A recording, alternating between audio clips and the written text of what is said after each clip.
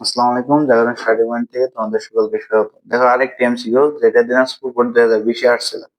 x by y is equal to 2/3 হলে তবে 6x plus y by 3x plus 2y এর মান নির্ণয় করতে হবে। তাহলে দেখো এই x সমান হলো 2, y সমান কত 3। x সমান তাহলে 2 এবং y সমান তাহলে কত 3। তাহলে আমরা x আর y এর মানটা এই জায়গায় বসাই দেব। তাহলে এই জায়গায় দেওয়া আছে 6x plus y আর নিচে কত দেওয়া আছে 3x plus 2y। তাহলে 6x এর মান কত পেলাম, x এর মান পেলাম 2 প্লাস y এর মান কত পেলাম 3 আর নিচে 3 ইনটু x এর মান কত 2 আর y এর মান কত, y এর মান হলো 3।